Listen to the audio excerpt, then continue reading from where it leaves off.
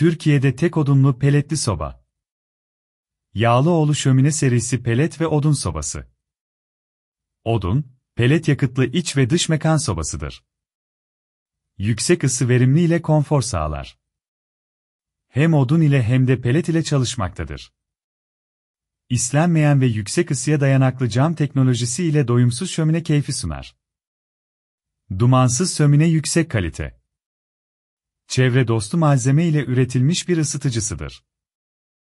Kafelerde, iş yerlerinde, evde, her türlü kapalı alanlarda standart baca, çap 13 santim, baca bağlantısı ile kullanabilirsiniz. Ayrıca açık balkon, kış bahçesi, teras gibi açık ve yarı açık alanlarda da ısı ve ışığı ile ortamda harika bir ambiyans oluşturur.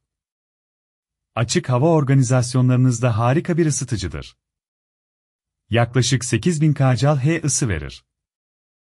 60-100 metrekare kapalı alanda etkilidir. 12 kilo yakıt deposuna sahiptir. 1 saatte 800 gram, 1 kilo arası tüketim yapmaktadır. Isı ayar klepesi mevcuttur. Duman ve koku yapmamaktadır. Şömine modelimiz 6'ım-8'im yakar. Şömine modelimiz YGL markamız olarak odun ile pelet aynı sobada buluşturduk.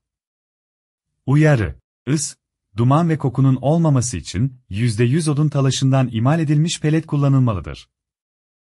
Medefe veya sunta talaşının içerisinde kimyasal malzeme atıkları polyester, tutkal, VBE olduğu için is yapabilmektedir.